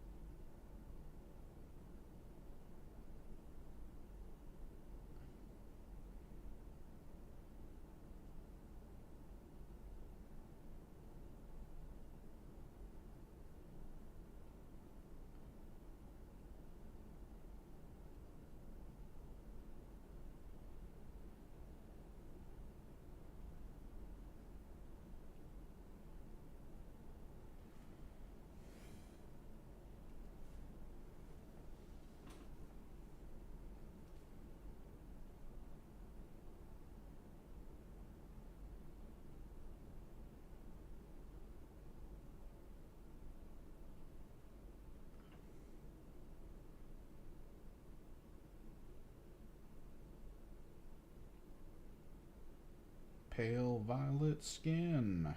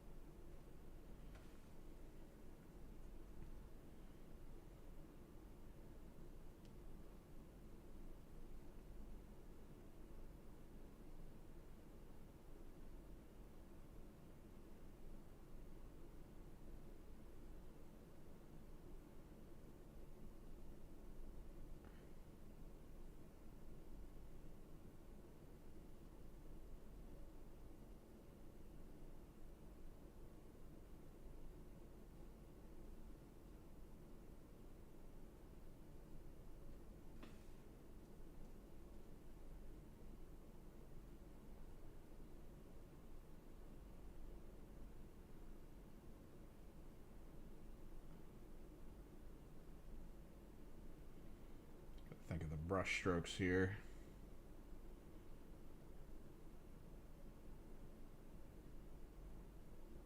They do kind of factor into how it dries.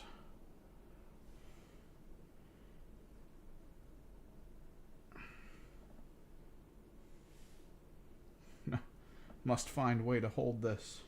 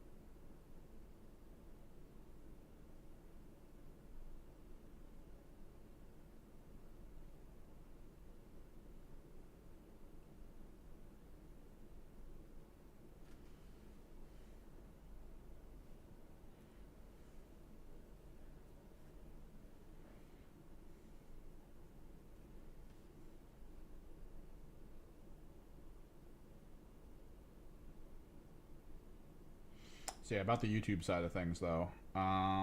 We got music over on Twitch, and I'm thinking I might be able to get like a handful of songs from YouTube's back end. Now this is still a little dangerous because YouTube sucks in general for like anything music.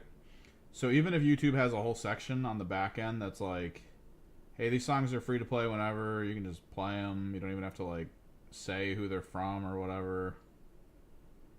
Some reason, another maybe like small group or company or something will take a sample from a song like that and then make a new song.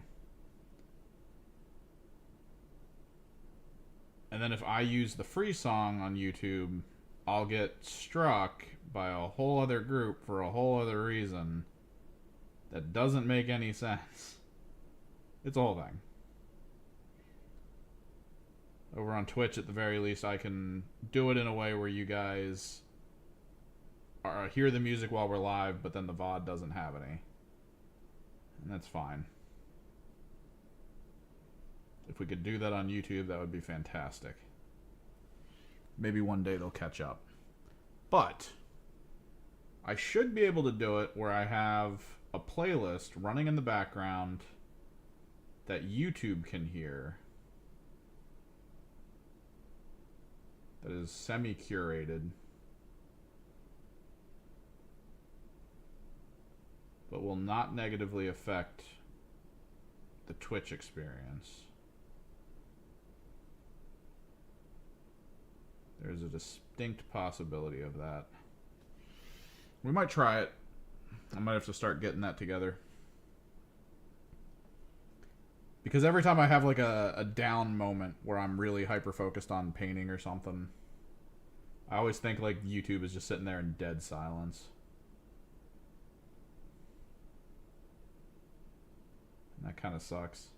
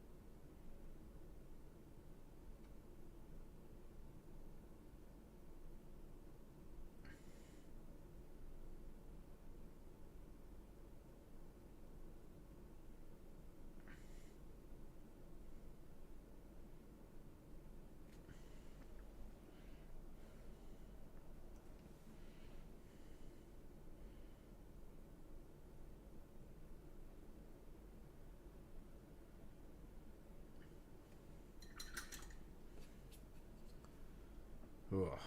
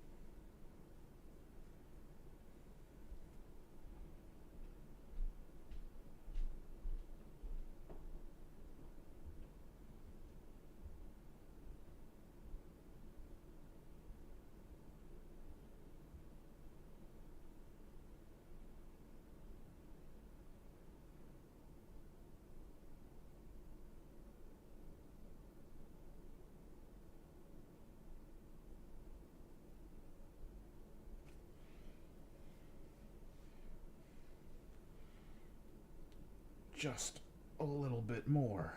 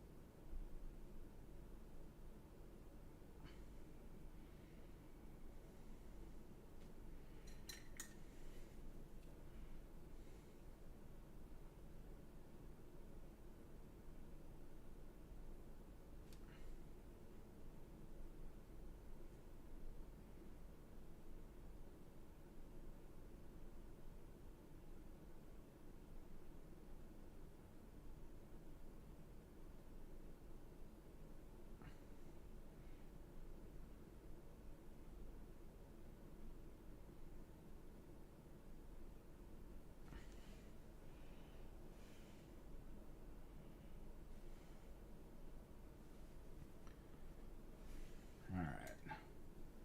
Second wave. The basic Titan buff.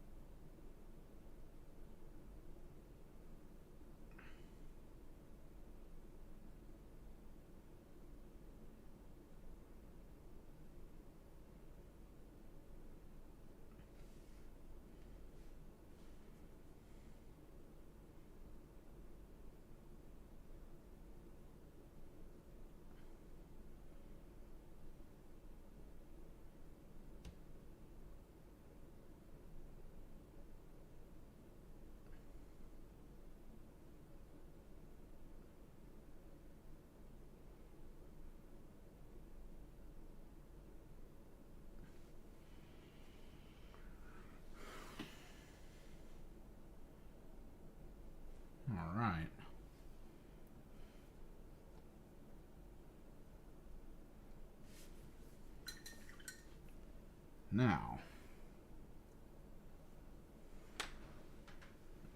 probably gonna have to get off soon so I can get ready to do other things. But we do have a little bit of time. And I am kind of interested in Blood for the Blood God. So let me see if I can find an old liner brush.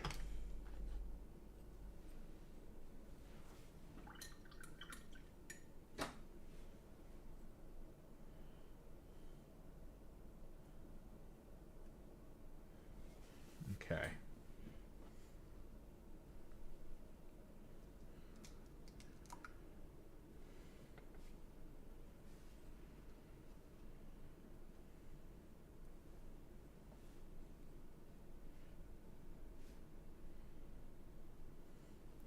So the idea is that maybe like some of the piercings went wrong a little bit.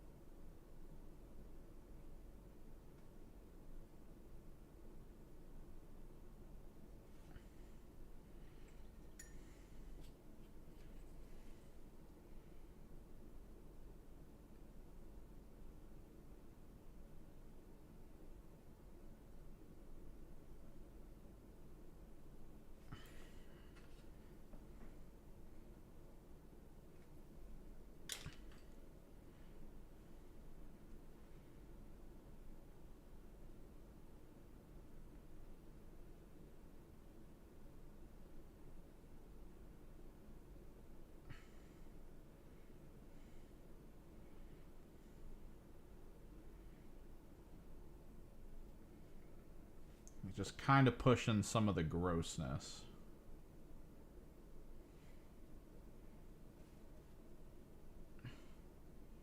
Just in a couple spots. I don't want to overwhelm it. I'll do a couple on the front. Do a little bit on the back.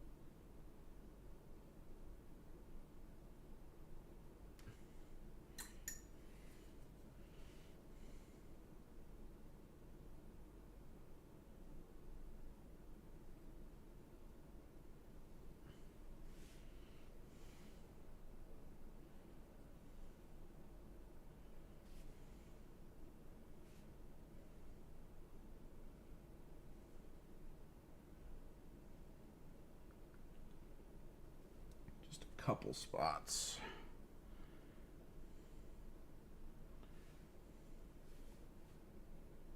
And maybe around the top components, we actually use the dry brush as it's supposed to be used. Dry brush time.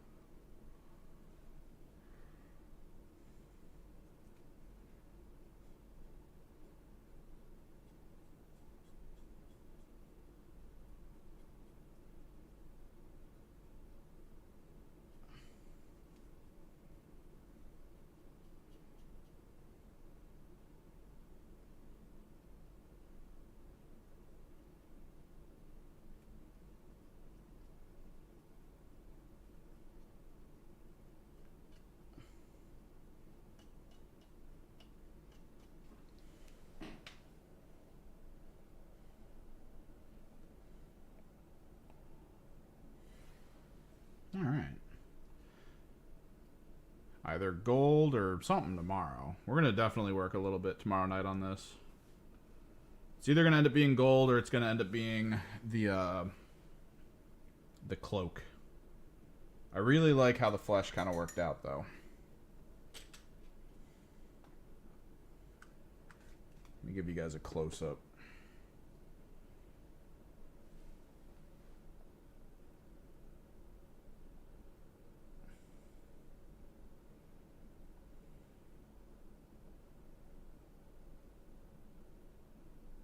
It's a bit... hang on.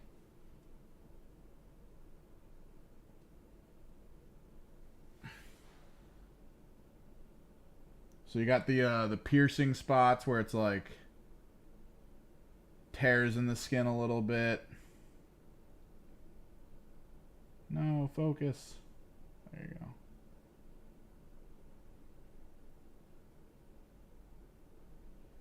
So fleshy.